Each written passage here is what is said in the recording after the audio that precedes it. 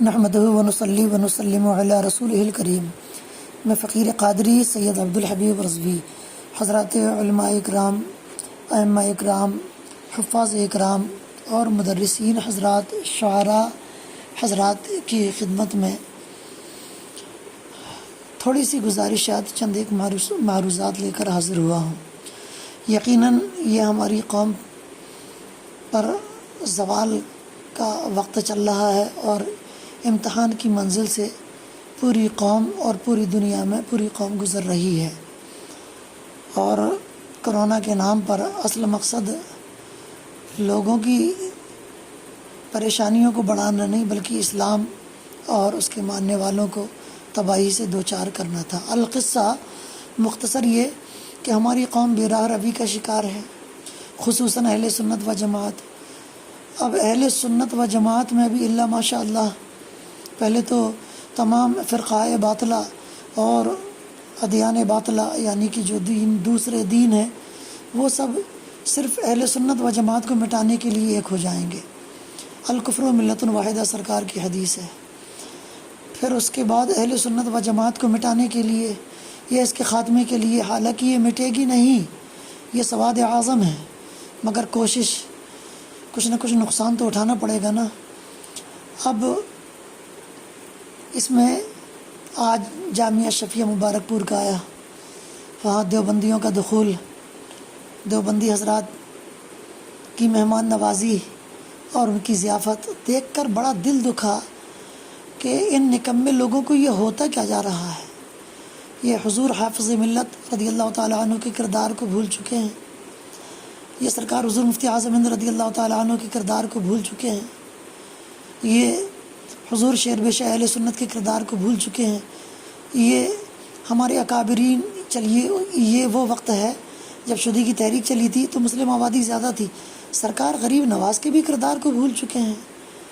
آج ہم مقررین خطبہ حضرات صرف اور صرف اس بات پر توجہ نہیں دیتے کہ قوم میں انقلابی مزاج کیسے پیدا ہوگا، یا ان کی جو ہے بگڑی ہوئی عادتوں میں سدھار کیسے ہوگا، ان کا ظاہر و باطن کیسے سنورے گا۔ آج ہمارا سارا کا سارا زور اس بات پر ہوتا ہے کہ انہیں کس طرح کا شعر پسند آئے گا تو ان کی جیب خالی ہوگی، اور کس طرح کی تقریر پسند آئے گی تو یہ بات بات پہ سبحان اللہ کہیں گے۔ جتنی ہم تقریر نہیں کریں گے اس سے زیادہ، سب نہیں مگر اکثر حضرات ایسے ہیں جن کی بات کر رہا ہوں، جتنی ہم تقریر نہیں کرتے ہیں اس سے زیادہ سبحان اللہ کہلواتے ہیں۔ بہرکیف قوم کی جو ذبح حالی ہے وہ یقیناً ان کی بدعمالی کی وجہ سے ہے، مگر اس میں کہیں نہ کہیں تو ہمارے دور حاضر کے علماء اکرام، ان کا تھوڑا بہت ہاتھ تو ضرور ہے۔ جیسا کہ حدیث پاک ہے، اس کی سند تو میں نے ابھی تک نہیں دیکھی، الناس علی دین ملوکہم، اور قرآن اس کی سند دیکھنے کی ضرورت نہیں۔ قرآن پاک میں ارشاد رب فرماتا ہے یوم یقوم للناس اماما، تو امام جو کرتا ہے، رہبر اور رہنما جو کرتے ہیں نا، قوم بھی انہی کے نقش قدم پر چلتی ہے۔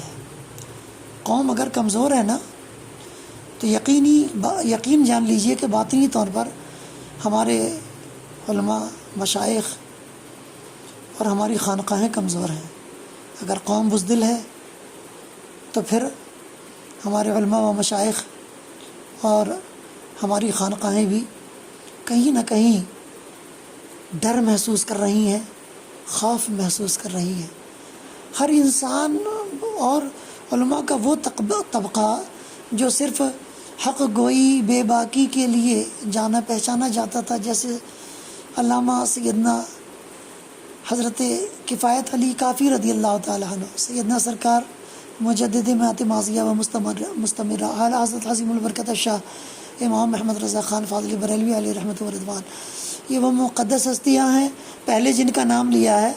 انگریز حکومت ان کے نام سے کانپتی تھی، لرزیدہ براندام رہتی تھی کہ اکیلا یہ آدمی قوم میں انقلاب کی لہر جو ہے دوڑا دے گا۔ اعلیٰ حضرت عظیم البرکت کا حال یہ تھا کہ تمام فرقہ باطلہ اور ان کے تمام مذہبی رہنما سب اعلیٰ حضرت کے نوک قلم سے لرزیدہ براندام رہتے تھے۔ آج حال کیا ہے دیکھیے، ہمیں صرف اپنی تقریروں سے مطلب ہے، سجے سجائے اسٹیجوں سے مطلب ہے اور طے شدہ نذرانوں سے مطلب ہے۔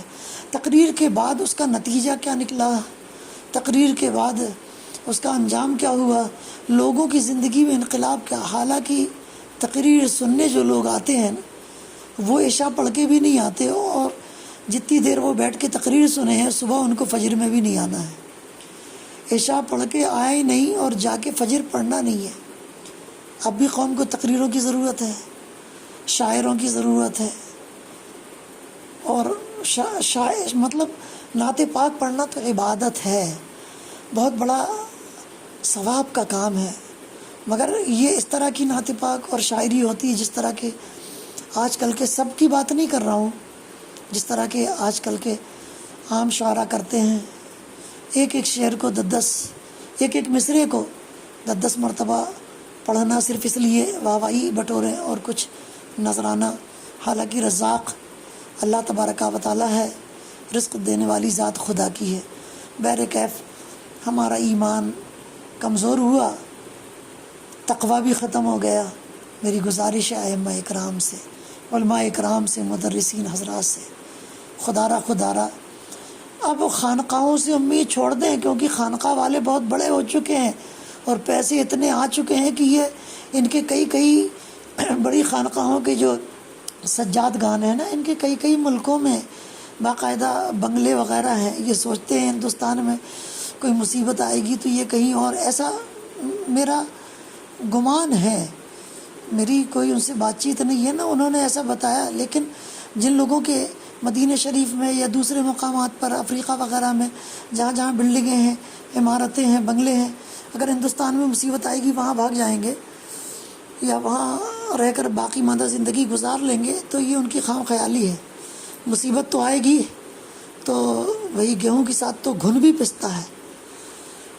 اب خانقاہوں سے، یہ مشائخ سے، اور سب کی بات نہیں کر رہا ہوں، اکثر کی بات کر رہا ہوں، اور سجاد گان سے یہ امید نہیں رہی کہ اب پھر سے وہ روحانیت کا، وہ قلب کی پاکیزگی کا اور ذہنی تطہیر کا سلسلہ پھر سے روحانی جاری ہوگا۔ پھر سے خانقاہوں میں، پہلے خانقاہیں ہوتی تھی چلہ کشی کے لیے، اب خانقاہیں ہوتی ہیں صرف چندے کی کثرت اور چندے کی ڈیمانڈ کے لیے خانقاہ بنانا ہے۔ خانقاہ میں کیا ہوگا، کچھ نہیں ہوگا، آئیے پیسے دیجئے۔ پہلے جس طرح مطلب لاج وغیرہ کا سسٹم ہے اس طریقے سے لنگر وغیرہ کا معاملہ بھی ختم ہو گیا۔ تو عرض یہ کرنا چاہتا تھا کہ آج کفار کے نشانے پر مسجدیں بھی ہیں، کیونکہ دجال کو آنا ہے نا، اذان ہوتی ہے، مدرسوں میں قرآن کی تلاوت ہوتی ہے، بخاری شریف پڑھائی جاتی ہے، مسلم ترمذی شریف پڑھائی جاتی ہے، اور علمی کتابیں پڑھائی جاتی ہیں، دینی مذہبی کتابیں پڑھائی جاتی ہیں، طواف حرم، حج و زکوٰۃ، یہ سب ایسے مقدس روحانی اور نورانی اعمال ہیں کہ جن کی برکت سے نگیٹو انرجی ختم ہوتی ہے، یعنی شیطان کمزور پڑتا ہے، شیطان کا منہ کالا ہوتا ہے، اور اللہ کے نیک بندوں کا، دین اسلام کا بول بالا ہوتا ہے، اور شیطان نہیں چاہتا ہے۔ دجال کے آنے کا زمانہ قریب ہے، اس لیے کبھی کرونا کے نام پہ، کبھی کرفیو کے نام پہ، یا کبھی دوسری بیماری کے نام پہ، یا کبھی آج دیکھیے فساد بھی کرتے ہیں غیر مسلم آتنکوادی، اور جیلوں میں بند کیا جاتا ہے ہمارے مسلمانوں کو جنہوں نے کچھ کیا ہی نہیں ہوتا، یعنی کہ ہمیں ہی مارا بھی جاتا ہے اور ہمیں ہی جو ہے ظلم و ستم کا نشانہ بھی بنایا جاتا ہے۔ پھر مرتے بھی ہیں کتے کی موت۔ ایک منتری کوئی تھا، وہ مرا تھا، اس کی ہڈی، وہ منتری یا مطلب کوئی بہت بڑی پوسٹ پر یا پی ایم تھا، اس کی ہڈی کتے لے کے گھوم رہے تھے جب اس کو جلایا گیا۔ تو کتے کی موت مرتے بھی ہیں، ایسا نہیں ہے۔ دیکھیے بابری مسجد کا تالا کھلوانے والوں کی موت دیکھ لیجیے، کس قدر دردناک، ہولناک، تباہ کن اور عبرت کا نشان بنے ہیں وہ لوگ، اور خراب موت ہوئی ہے۔ تو میری گزارش یہ ہے، علماء اپنے شاگرد پیدا کریں، ان کی روحان، یہ 200-500 روپے کے ٹیوشن بند کریں، اگر مجھے اس وقت دیکھیے ویڈیو طویل ہو جائے، خدا را اس کو مکمل سن لیجئے گا، کیونکہ میں بھئی خطابت کا کوئی جوہر دکھانے کے لیے نہیں آیا ہوں، درد دل آپ حضرات کے سامنے بیان کرنے آیا ہوں۔ پورا قرآن کریم پڑھانا، تجوید قراءت سے پڑھانا، یہ ساری چیزیں بہت اچھی ہیں، بلکہ فرض ہیں، مگر ایک بات سن لیں، حضرت بھلے شاہ رحمۃ اللہ تعالی علیہ غالباً جن کا مزار پڑوسی ملک میں ہے، ان کی والدہ جب وہ 4 مہینہ 10 دن کے ہوئے، 4 سال 4 مہینہ 10 دن کے ہوئے مدرسے میں لے گئیں، تو استاد نے کہا پڑھو بیٹا الف، اور استاد نے والدہ سے پوچھا اس کا نام بھلے کیوں ہے؟ تو کہا حضرت یہ بہت بھولا ہے، بہت سیدھا ہے، باتیں بھول جاتا ہے، اس لیے اس کا نام یہ رکھ دیا۔ تو میرے عزیزو، اس وقت حضرت نے کہا بیٹا پڑھو الف، تو 4 سال 4 ماہ 10 دن کے تھے، تو حضرت نے بھی کہا بیٹا پڑھو الف، تو استاد سمجھ گئے کہ واقعی یہ بہت بھولا ہے۔ تو اب حضرت نے کہا اچھا اس طرح پڑھو الف، تو پھر حضرت بابا بھلے شاہ رحمۃ اللہ علیہ نے فرمایا اچھا اس طرح پڑھو الف، تو حضرت سمجھ گئے کہ یہ تو کچھ اعتدال سے زیادہ ہی جو ہے وہ بھولا بھالا یا کمزور ذہن کا ہے، اور حضرت نے حرف الف پہ انگلی رکھی اور فرمایا الف، تو حضرت نے بھی انگلی رکھ کے فرمایا الف، کہ بس آج اتنا ہی سبق یاد کر لو۔ بہرکیف حضرت بچوں کے ساتھ واپس گھر جا رہے تھے، بھول گئے استاد نے کیا پڑھایا تھا، دوستوں سے پوچھا یارو بتانا ذرا حضرت جی نے کون سے سبق دیا تھا، دوستوں نے کہا یار اپنا سبق یاد نہیں رہتا، تمہارا کیسے یاد رکھیں۔ سوچتے سوچتے بہت دیر بعد یاد آ گیا الف۔ دوستوں سے کہا آپ لوگ اپنے گھر جاؤ، اب ہم سبق یاد کر کے ہی آئیں گے۔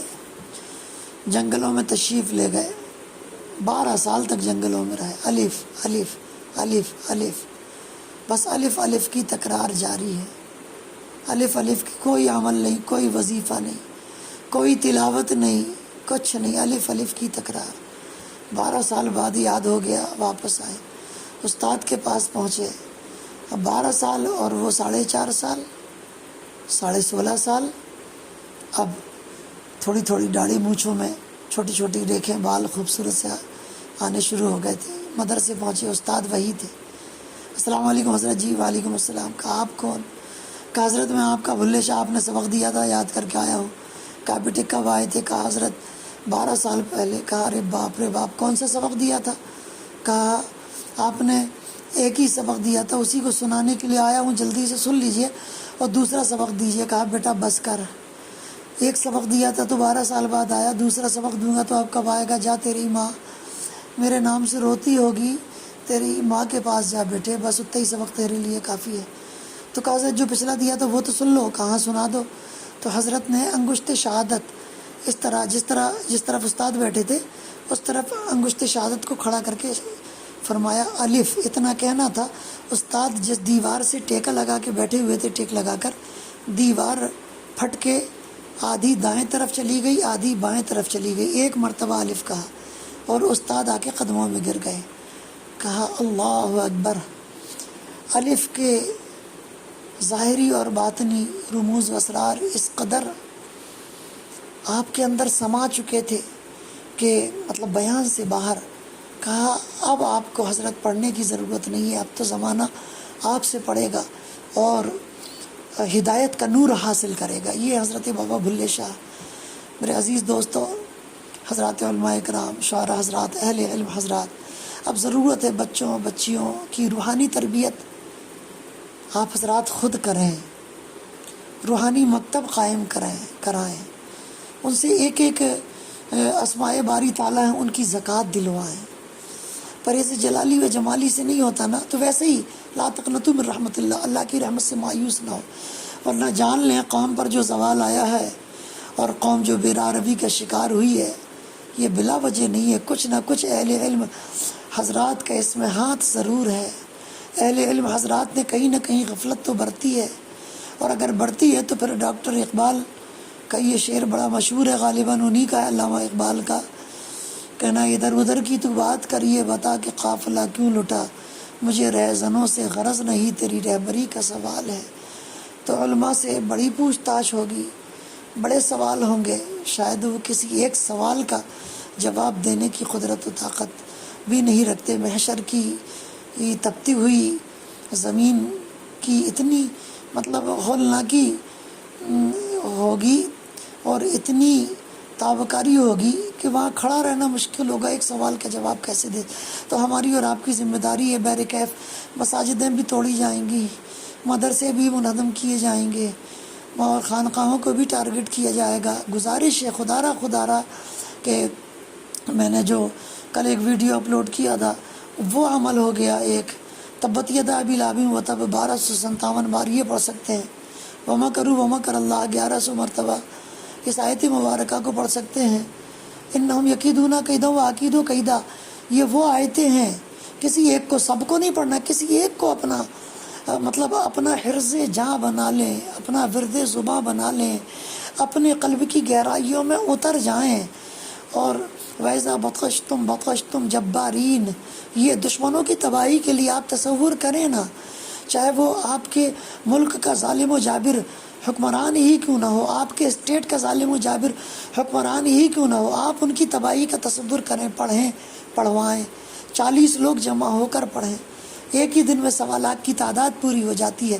کلام الہی سے کل بھی فیض حاصل ہوتا تھا، کوئی محروم نہیں تھا، آج بھی فیض حاصل ہوتا ہے اور قیامت کی صبح تک اس کا فیض جاری اور ساری رہے گا۔ افسوس کہ ہم اس سے سبق لینا اور فیض حاصل کرنا بھول چکے ہیں، اور اسی کا یہ نتیجہ ہے کہ ہم بے فیض ہیں۔ اتنا بڑا جامعہ اشرفیہ لاک ڈاؤن میں تالا کیوں لگا رہا؟ جہاں رات دن تلاوت ہوتی ہے وہاں تو لاک ڈاؤن کا سوال ہی پیدا نہیں ہوتا ہے، جہاں رات دن بخاری پڑھائی جاتی ہے وہاں لاک ڈاؤن کا تو سوال ہی پیدا نہیں ہوتا ہے، جہاں رات دن خدا و رسول قال اللہ قال رسول کی صدائیں بلند ہوتی ہے وہاں تالا لگے کیسے؟ وہاں تو لگے ہوئے تالے کلام الہی کی برکت سے کھلتے ہیں۔ پتہ چلا کہ صرف کلام الہی تو زبان پر موجود تھا، مگر اس کی لذت اور اس کی نورانیت اور روحانیت دلوں میں قائم نہیں تھی، تقویٰ پرہیزگاری نہیں تھا۔ اور اس کا زندہ ثبوت یہ جو کل آج میں جو وہابیوں کا سوشل میڈیا پہ چل رہا ہے، وہابیوں کی مہمان نوازی ہو رہی ہے، ضیافت ہو رہی ہے، یہ اس کا زندہ ثبوت ہے۔ تو بہرکیف یہ علماء اگر پکڑے گئے تو پھر یہ بھی سن لے، حدیث پاک میں ہے کہ خنزیر اور بندر کی شکل بنائی جائے گی اور انہیں جہنم کا بڑا سخت ترین عذاب دیا جائے گا۔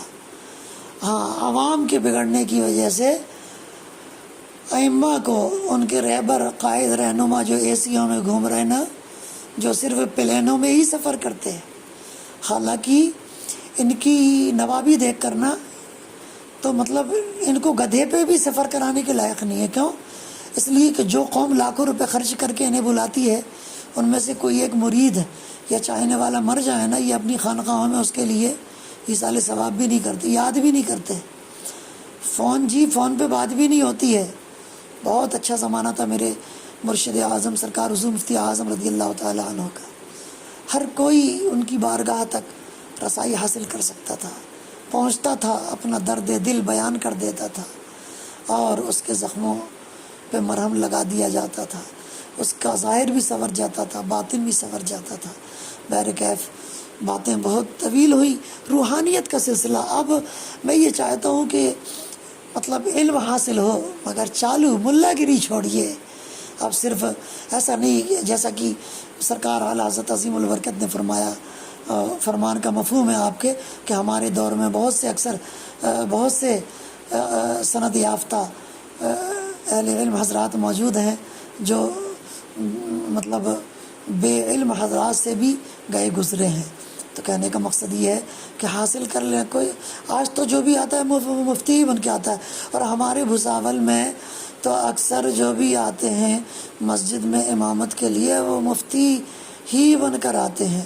تو بہرکیف حالانکہ چند علمی سوالات کی بہرکیف یہ میرا موضوع نہیں ہے، بس القصہ مختصر یہ، مفتی ہونا کمال نہیں ہے، متقی ہونا کمال ہے، عالم ہونا کمال نہیں ہے، متقی ہونا۔ اللہ سے دعا ہے اللہ تعالیٰ ساری امت کو متقی پرہیزگار بنائے، سب کے صدقے میں مجھ فقیر کو بھی ایک چھوٹا سا حصہ تقوی اور پرہیزگاری کا ضرور اپنے محبوبین کے صدقے میں عطا فرمائے۔ لوٹتی کٹتی اور پٹتی ہوئی امت کی جان و مال، عزت و آبرو کی حفاظت فرمائے، اور تمام مساجد و خانقاہیں اور ہمارے مدارس اور مزارات کی اللہ اپنے حبیب پاک صلی اللہ علیہ وسلم، اہل بیت اطہار، صحابہ کرام علیہم رضوان کے صدقے میں حفاظت فرمائے، اور با کردار متقی پرہیزگار ہمارے علماء، مشائخ اور ہماری خانقاہیں اور مزارات مقدسہ کا سایہ ہمارے سروں پر ہمیشہ ہمیشہ قائم و دائم فرمائے۔